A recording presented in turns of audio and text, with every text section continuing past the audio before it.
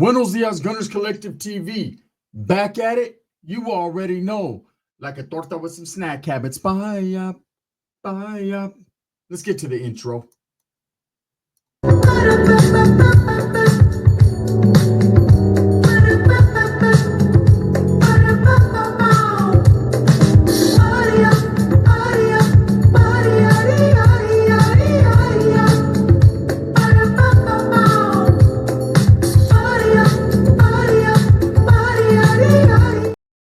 Welcome back, and if you haven't already hit that like and subscribe button, make sure you go ahead and do that. Put your notification bell on all so that way you're directing the direction of the dope content that the gun stays kicking. And I highly appreciate the support, man. I'm very humbled by it. Thank you, guys. So let's get to it, right? Mario Sanchez. Who is this guy? I've never heard of him, and I've never seen him before in my life.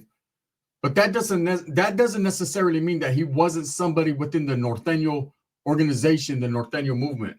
You know, there's a lot of people out there that involve themselves to a certain degree or a certain level, and they're in the shadows, they're behind the scenes, or they get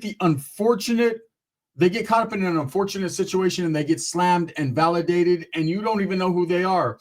And these are the guys that are using you as a puppet pulling the strings, right? These are the guys that literally are calling cuetes or making things happen behind the scenes. And you can't even put a face to the fucking name, right?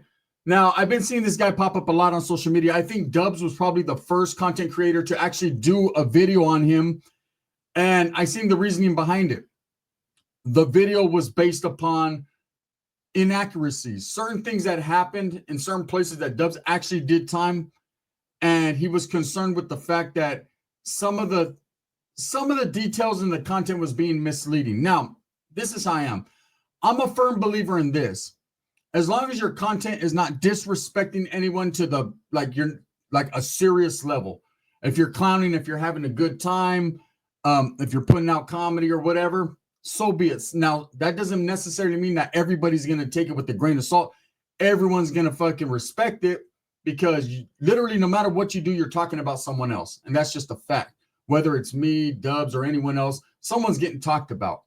You know, so you can never stray away from being labeled a comadre because basically that's what content is. Speaking on basically being the hood news, bringing you guys fucking details. Now, there's a way to do it, and there's some things that you just shouldn't speak on. And when you do, and you shed a negative light, and you disrespect, and you make up frivolous lies, and you just fucking put content out there to put it out there, now you're being a disrespectful individual. Now you're playing the game wrong. But everyone plays the game differently. Can't knock another man for his hustle, right? That's what it is. Dubs did a video basically calling out the inaccuracies and the dates and times of this guy, Mario Sanchez's story. Now, Mario Sanchez allegedly was a high-ranking Norteno within the movement. I've never heard his name or seen him, right? But that doesn't mean shit. That doesn't mean that his stories are lies. You know, everybody's been locked up and everyone can tell a story. Some people embellish a story. Some people will get all into it. I myself relive it every time I tell it. And it becomes a darker situation every time I tell it. Right? Because sometimes my mind has moved on. See, when I first got out of prison, I was very institutionalized. Very institutionalized. Didn't like to go into big stores. Didn't like people to sit behind me. Didn't like to have too much interaction. I was a social misfit, if that's what you would call it, right? I was socially awkward and I didn't want to be socially involved with nobody, right? Didn't trust a woman, you know, as far as I could throw her. Usually they were big chicks, so I couldn't throw them far, right? But didn't trust anyone. My own family always felt like somebody was trying to set me up or somebody was, you know, trying to do me dirty or utilize me. And these were all things that I took from prison, being aware. Things that help you in prison can hurt you on the streets or help you, depending upon how you apply it, right? But the point is, I was institutionalized. I would only eat at certain places. I continued to eat bologna sandwiches and spreads all the time. You know, my PTSD used to kick in when I'd see other gang members, and I felt that I had to either approach them or hit them up or do certain things. And this happened on, I didn't just go to prison one shot and just stay there. I was doing life on the installment plan. So every time I got out, it got worse and it got worse to the point where I just didn't want to go anywhere. I just didn't want to be around anyone because I felt that if I was around anyone, not that they would do something to me or I was scared, that I would do something to them and I would hurt the wrong person unnecessarily. And that would be that for me. I'd be doing life, you know, and that was always, I'd have nightmares about that. So anyways, when I tell my stories, just like any other content creator that's done prison time, it's not an embellishment. It's told from a point of view of being right then and there, right? Or having intimate knowledge of that situation. And some people may think, because they haven't been in them situations, like, oh, this dude's embellishing or he's glorifying, but that's not the case. A story is a story. You take it for what you want. But at the end of the day, man, you know, when someone that was actually there in that same prison or someone that was actually on that spot is like, no, that's not what happened. That's this dude's bullshitting or his dates are way off. They're going to call you out on it. That's social media. That's the beast of social media, man. You're going to get called out on everything you do. He says, I was wearing white shoes that day. No, fuck that. I was there. Hey, you were wearing black shoes. Oh, so you're a liar, fool. Those were black shoes. Spencer, homie, it's been fucking 35 years. I forgot. You know, we forget a lot. Those of us that are trying to distance ourselves from the prison life, those of us that don't want to go back, that tell horror stories as far as how prison really was compared to how prison is now. And it's dangerous now, just as dangerous as it's ever been. But back then it was super dangerous, right? Is my dog doing the rub again? I think so. Look at him. He's looking down and rubbing to death. This dog, he went about being a prisoner and then getting out to a world, right, where you have pets and responsibility and all that. Like, he got to me all paranoid. People are like, oh, deworm him. Motherfucker, how many times? Right? You know what I mean? Come on. No, this little motherfucker likes to mess with me when he knows I'm working. And what he'll do is he'll go outside, take a big old masa, come back in, and booty scoot across my carpet like, yeah, puto. Let's get, put your shirt on, puto. Put your shirt on, soul gang. Right? So that's what he does. Anyways, the fact is I had a very dramatic, post-traumatic stress, and I was institutionalized, and I try to stay away from that and steer away from that. But I still tell my prison stories because they're therapeutic to me. They help me remember what I have not lost. They help me remember that I do not want to go back to that place. Now, this guy, Mario Sanchez, he tells a good story. And he tells a lot of stories. And somehow he's attracted the eyes of Vlad TV and several other big content creators where they're literally believing this guy's story. You know, anyone could be anything they want to be. Okay, I could have came to YouTube like, hey, I'm a high-ranking member from an organization, this, and that. I mean, I would have got busted out later. They'd have been like, hell no, right? Baltus would have been like, I ain't never heard of you. I ain't never seen you. But the thing is, a lot of people would have believed it. Because like I said, on YouTube and other social media platforms, you can create a caricature. You can create a character. You could become exactly who you've always wanted to be. There's dudes that were never shit in the gang life. Didn't cut it, couldn't hack it.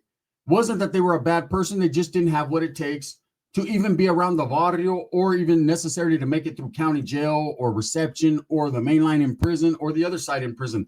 They just couldn't do it. They couldn't hack it, right? And not everyone can. So their story ended abruptly, immediately, right? They never made it to a level. Not that it counts and you get brownie points for the farther you make it along. This ain't fucking Super Mario Brothers. If you make it all the way to King Koopa, you did that, right? But the fact is, a lot of people do, as they achieve certain things in the game, they feel that they get more respect and they're recognized more by their homeboys or by their fucking associates, right? People that affiliate and associate with the same thing. And that's the truth, man. Say in the Norteno, I can't speak on the Southsiders, but in the Norteno movement, man, as your name got put out there, as you did more time and had more cellies from Stockton and Fresno and Modesto and Sanjo and Salas and all this, you started to gain a reputation, respect. If you were down to do a pegada or whatever, then all of a sudden your name's ringing bells. People are hearing about you. If you get clicked up and associated with those that you get associated with, well, then of course, man, people are they're gonna know who you are. You know, and it's crazy because I myself have met Norteños when I was very, very young in the youth authority, right? And some fell off, some are in good standing, some are not to this day, right? There's one I watch every day on Instagram, man. He's still pushing, he's still pulling, he's still striving. I remember the day he became a Norteño, right? And I watch him from a distance. And I know him. And I don't got an ill will or ill bad thing to say of him. And I see people that constantly go in on him on the comments. He's all kinds of busters and fakes and this and that. But I'm like, if they only knew. I was with this guy when we were 12, 13 years old, homie. You know what I'm saying? We were in the youth authority. This fool was banged out the game. In fact, this dude was a monster like that. He couldn't even come out the cell without getting off where he was mad at. This motherfucker ultimately ended up in Chad beating everything up, right? Like, so when he tells his stories and he does this thing, I'm like, they're true. There's a lot of truth to that. But of course, motherfuckers don't care. They're going to call you a liar and a fat mouth and disrespect you and whatever. I'm like, man, that's a wrong brother to fuck with, right? Some Ice Cube shit. And then I've seen other content creators that are embellishing and lying. It's like, bro, I know you weren't there. You're telling other people's stories. You're telling your silly stories. What are you getting out of bullshitting the people? Like, bro, it's all good. No big deal. If you're on the other side, you're on the side. It's not a big deal. If it's comfortable, Kyle homies, right? Want to white picket fence and shit? It's not bad. But some people just, they want to be somebody they're not. Now, when I seen Dubs did a video on this dude, Mario Sanchez, it was, I had to watch it. You know, I had to watch the video because Dubs does not like to speak bad or ill about the adversary. So, or his homeboys or anything like that, any Southern raza or anything, unless they're disrespectful to him and they feel some type of way about him, then he'll let it be known, right? But he's the type of individual that you hardly ever hear him mention the word Nortenos or Bulldogs. He will do videos from time to time, but as much as hate as he gets, oh, you're biased, it's not. He just doesn't like to speak on them because he wasn't privy to a lot of what was going on. So when I seen him do this video, I was like, I'm going to watch this because it might be a serious one because this is, you know, him saying something. And he was calling the dude out on the dude's inaccuracies, like I said, dates and times. You know, like, who the fuck is this guy if he doesn't know these certain things? See, let me tell you something about prison. In prison, anyone who's been there doing some real time on real yards, level 4, 180s, 270s, and level 3s and all that, there's certain fucking things that popped off, like the riot in New Folsom, the riot in Pelican Bay. You know, certain things that have happened, certain incidences, you know, everyone remembers where they were, you know what I'm saying, when Charles Manson fucking passed. Everyone remembers, you know, that Charles Manson was in the PHU rather than the security housing unit. People understand that when people like Lefty Gunplay say, hey, I was right next door to Charles Manson, someone like me wouldn't automatically be like, oh, you're a PCO, you're this. I automatically know that he was housed next door to the PHU, which it's absolutely correct. That's where he was housed. So yes, that would be the neighboring building. So he's not inaccurate there. But what I'm saying is, having done time, you just know these certain things. You know the story about the vatos that got off the fucking bus from Pelican Bay and got whacked by the Nortenos. You know the story about the white dude who got off, you know, who got picked up. They actually made a movie about it called Supremacy, man, and went and took a family hostage and all kinds of, you know, and that's why Pelican Bay, they make sure that they drive you way the fuck out of the fucking county. Facts. Just these certain things you would know in the California system, stories that are told over and over again. You know, so when you see someone getting shit inaccurate, automatically, you know, that was content. And Dubs did his thing. Well, that dude reached out to Dubs. They had a conversation, and you know, he wasn't forced to clean nothing up, but he got at him, right? They had their conversations, whatever. Dubs decided to take the video down or whatever, you know, out of respect for the dude and the conversation they had. Cool, right? I myself have never had that conversation.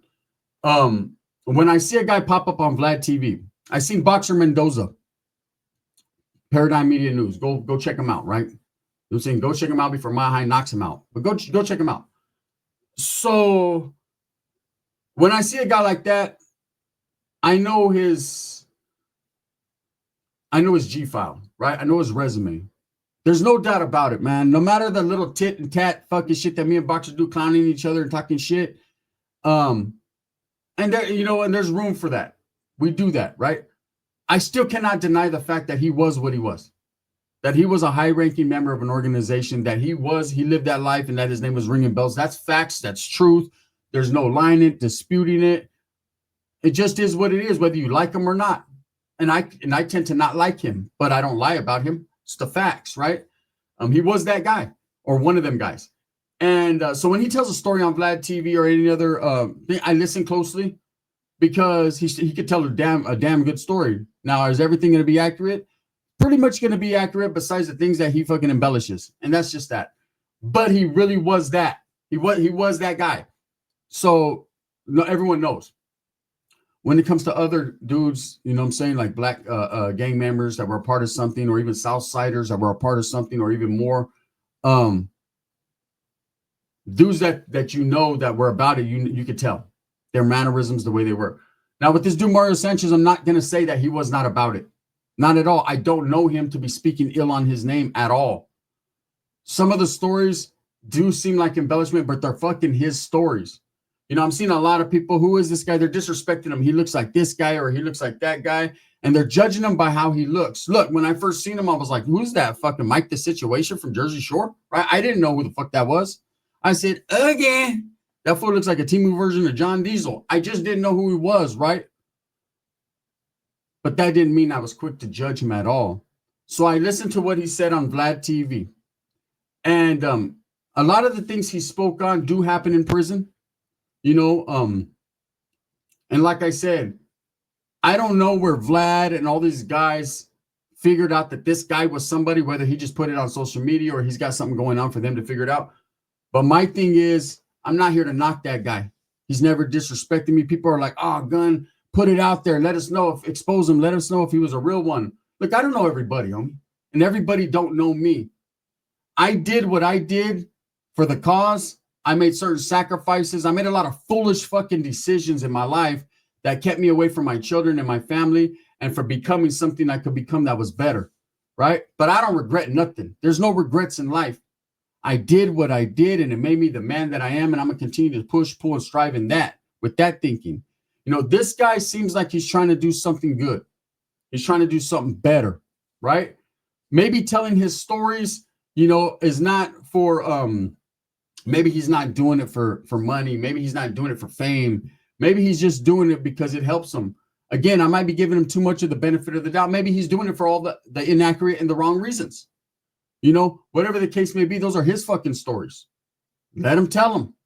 You know, but no, I can't sit here and tell you, oh, he was all bad, or he's lying about this or lying about that. You know, I've watched his videos just like people have watched my videos, and I've seen things that I'm like skeptical of, like, what? I don't know about that, homie. I don't really know that percent, right? And I'm sure he says the same thing about me. But unless you know that man and walked in his fucking state boots, okay, unless you were on those fucking yards when shit popped off like he's saying it did, you know, then we'll never know. This is my only question to Mario Sanchez, right?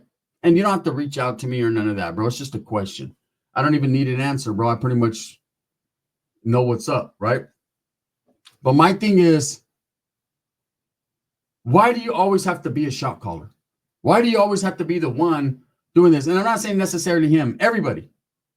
Renegade, Wes Watson, all these guys, right? Now, I could say that Boxer Mendoza was, at some point in time, he was out there running regiments and shit. That's a fact, right? But let's put him over here. But a lot of these guys that I see, these content creators or dudes that are getting interviewed, they notice they were always the shot caller on the yard. They were always that man calling the cuetes, but they're all out not doing an extensive amount of time. So you mean to tell me that you were calling cuetes on everyone, getting people whacked, making these calls, making these heavy duty calls, and your ass is out on the streets? You're not sitting behind some bars right now with the big boys, where the big boys play? See, I watched the movie Shot Caller. In fact, I watched it last night over and over again. And I can tell you guys right now, he ended up with life without. You know what I'm saying? When you're calling cuetes and you're making power moves wearing shower shoes, there's certain things, guard, that's happening, right? And so I've always wondered how these guys were all fucking shot caller. Like, bro, isn't it not enough to just been in prison, a part of a group, around a gang? You know, you sit there in one breath and you talk about, oh man, we were whacking shit and I was calling shots and I was having people hit and this and that. And it's not only you, Mario, it's other people, right? I was doing this and I was doing that. But I changed and I want kids to not do what I did. But like, you're embellishing the story and glorifying it at the same time. It's crazy, right? Do you or don't you? It's just a trip to me. And I'm not pointing at any fingers at any specific person, but you know what it is, man. Just like Wes Watson, I'll point a finger at that motherfucker. He might try to hoop it. Don't, Wes, because I don't like stinky finger. But I'll say this about Wes Watson. He fucking called shots. He beat up his sallies. He punked people. And I think we all pretty much figured out, you would never do that, Wood. If you could, you would, but you can't, so you won't, can't. Right? It just ain't going to happen. Okay, I've been around good, solid white dudes. Ain't going to happen. You fucking slap up your celly, homie, you're getting whacked on the yard. Okay, that's just what it is. You're not deboning or punking anyone. His aura's not waking anyone up in a motherfucking gym setting, in a dorm setting, right? He's gonna wake everyone up, and you just mean to tell me you woke everyone up, the brothers, Nortenos, everybody, and they just said, I new drink Alizé, one part. You know what I mean? It just doesn't work like that. So as far as this guy Mario Sanchez knows, to the viewers, the people that asked me to do this video, I do not know him, never heard of him, none of that.